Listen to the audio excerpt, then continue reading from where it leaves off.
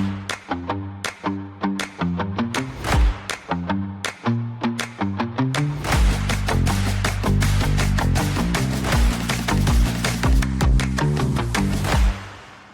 everyone, I'm Sophie Milburn, editor of the MSP Channel Insights portfolio, and I'm joined today by Lorenzo from GCX. Thank you so much for joining me today.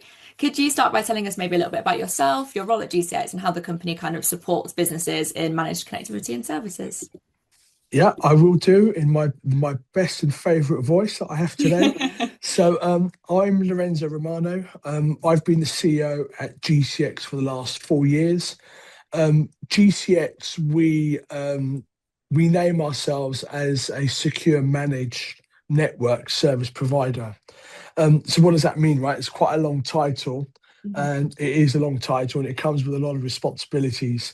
And what that means is we provide networking capabilities globally, which in the industry we refer to as underlay. But we also provide secure overlay capabilities, whether that's in the SD-WAN or SASE space, or now we're talking about next generation firewall space. Um, and we can do it separately, or we can do it as a full turnkey end-to-end solution. But ultimately, what it means is it enables us to build platforms that enables our customers, particularly their users, to connect securely to their applications and protecting their data. And that data can transport seamlessly between public and private networks, regardless of the application or where the user is. Brilliant, that's a great overview. Thank you. So I recently came across your article on XLAs, fantastic piece. Just wanted to kind of dive into that a little bit deeper and get your perspective on how that's kind of shaping your company and the wider industry.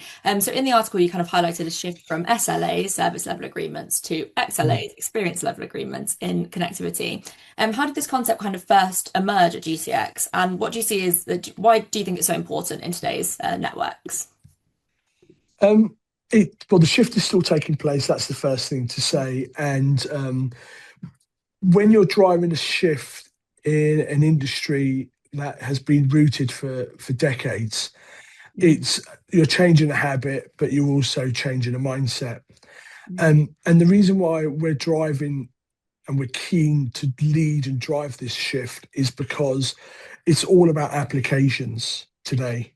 If you think about a lot of investment goes into acquiring an application or building an application and then ensuring that that application remains relevant. So there's continuous updates happening behind the scenes. And that requires a team of software engineers and coders. So it doesn't make sense that you measure your partners, your providers on service level agreements, because service level agreements tells you if something is broken in a system somewhere. Mm. But nobody really cares about that because it gets fixed. You know, what people should really care about is what is your experience as a user working on that application as a business tool that enables you to fulfill your function in that your department in that business. So that's the first thing. It's is the application not just fulfilling the function, but actually creating a positive user experience who needs to access and operate on that application day in, day out. Without it, they can't perform their roles. Um, so that's the key thing that we're trying to get to is because the rest of it is the plumbing. And if you think about it yourself at home, right, you switch on your TV now, it's a smart TV, and you're watching stuff on applications that sit on that TV. And you want to press on that application, you want to get to whatever it is you want to watch, and you want it to be seamless. If Mm. it goes wrong, you get annoyed with the application, not with the internet connection. Right. Yeah. And SLAs is about shifting the experience, not on the internet connection, which is the plumbing, let's call that the plumbing now, but the actual application and your experience of how you interface with that application. That's what we need to measure. That's what we need to understand when it's not working well. Mm. Why is it not working well so we can address it? And when you're looking at applications operating at the application layer, it usually tends to sit at the top of the stack. That means everything below the stack could be a potential issue to why the application is not performing well. And that's what we need to be able to give visibility to so you can Right. address it. So it's much more about the kind of value of the outcomes rather than the It's, in. it's you're absolutely right. Mm. You know, the discussions we had today with customers is all about outcomes. Mm. Yeah. To measure outcome, you've got to talk about experience. Yeah.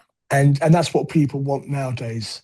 You know, I think, you know, there's so many analogies. I gave you the one about you switching on your smart TV. It's the same with the I love an car, right? analogy. Yeah. But it's the same with the car, right? You go and buy a car, you as a particular user might buy that car because you like the color. Mm. Someone else might like it because it has 5 seats and enough room to put a weekend's worth of camping gear in the back, right? But it's the experience that you're buying, not Right. not many components that make up an engine, a chassis, Mm. the air conditioning, the wheels, the things that make the wheels go round and so on. You Yeah. don't buy the components, you're buying the experience. And that's what we are. We are an outcome-based business because we want to enable users that require the ability to work on applications a positive experience. That then means our customer, the CIO, the CISO, the IT manager, the network manager, is providing value to their business because they're Right. enabling people to operate efficiently. Fantastic. Thank you. So for MSPs delivering connectivity and managed services, what do you think are the kind of key steps to transition from SLA focused metrics to more experience-based measurements? I think it's visibility, really. It's if you buy, or build a service and you entrust that MSP like us to do the full end-to-end solution, the full turnkey solution, is because your interaction, the trust, the credibility is being all around delivering, building and delivering an outcome, is then you give your customer, we give our customer, the users, visibility of how we measure that outcome. So what you've got to do is you've got to take a benchmark. You need a benchmark to start with. And that is, well, how do the users feel about certain applications? Right. And why is that? And you've got to think applications as a complex environment. Some you just buy off the shelf, like your 365 or this Zoom application that we're using today.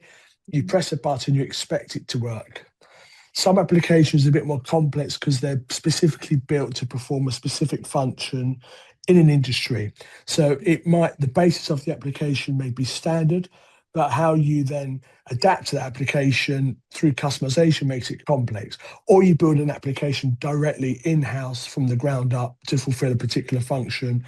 Some companies have actually set up incredibly successful side organizations where they sell the application that they've built in-house to to their competitors even. So you've got to be able to take a benchmark of how users feel about the applications today. And that's can be quite subjective, but there are ways you can do it and there are recommendations and you can do it. And then you agree that's your benchmark. The Right. plan is then to get above the above that benchmark. And the way you do that is you let the users and you make the users aware that this is what we're doing now and we want the feedback. And the feedback's important because then what we do is we take the feedback and we measure that feedback against the actual performance of what we're seeing. So that is the SLA. And the SLA is then the internet connection or the 5G connection. Or if a user is connecting to an application on a Wi Fi while they're in an aeroplane 30,000 feet high, Mm. and they're complaining, saying, "Oh, it's a bit jittery," Mhm. we may understand why, Right. because actually in the real time we can measure that Mhm. because we have the applications or the software that we built into the devices that allow us to measure that. Fantastic. Yeah, I can It's see a how really that long, would be it's really a valuable. long-winded answer, No, but I like it it. does require several steps, right? Yeah, it does. But it does seem quite complex. So I can imagine for MSPs, it isn't always really straightforward. So what are the kind of most common challenges that you think MSPs face when doing this, when making that transition? It's not just an MSP challenge; it's even a challenge that organisations that adopt this service Right, face, and that is adoption. right. It's like everything. You can do the best launch, you can create the best event and give lots of freebies, send out QR codes, put reminders on people's desks, email it to them, make it their screensaver so they remember every day that there's this new application Yeah. that's really jazzy. Getting people to adopt it, which means they might have to make a slight change to what they do in their normal day, Right. but very slight, is Mhm. always the biggest challenge, is user adoption. Yeah. It's almost like changing habits, changing what people are used to doing every single day. Yeah, exactly. Love it. So how do XLAs kind of change the way that MSPs engage with clients? And in what ways can this kind of this approach help providers stand out in such a competitive market? So I think it's a different discussion, and it's quite an innovative discussion. But I Mhm. think it's also just telling customers, reminding customers that it's an option Right. and it's a reality as well. They don't have to have it, or they might only want to have it for certain people. Some people say, "I want it, but I only want it for the leadership team." And we Right. go, Picking and well, choosing. we actually will actually counter that, saying, well, why? Because they're gonna get a different experience. And Mm, you can actually create a negative impression of yeah. the business from the leadership team. Either you give it to everyone, or maybe you just trial it within the IT team, and Yeah. then you roll it out. The approach is it drives the conversation to be outcome based. Yeah.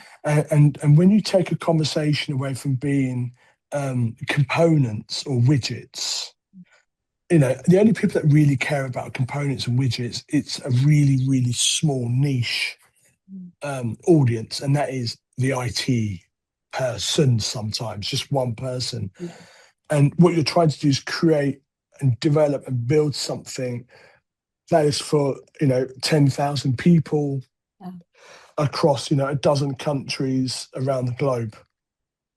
So we've got to elevate the conversation from a widget to an outcome. And the outcome, to identify the outcome, is what are you trying to fix?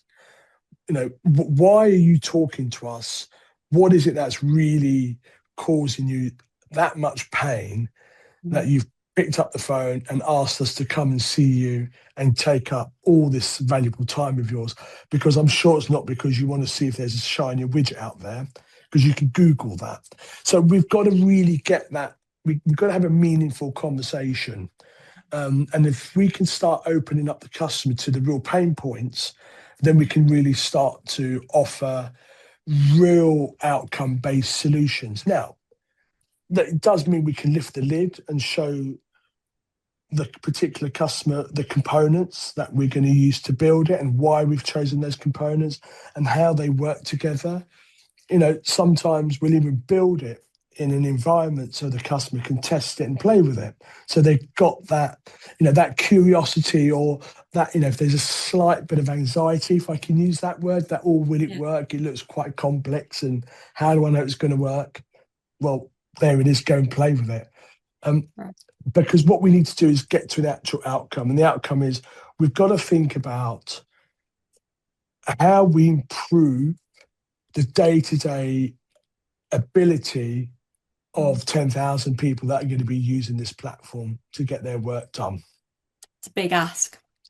It's a big ask, but you'll be surprised, Sophie, how many people forget about that and Mm. just focus on the widgets. Mm.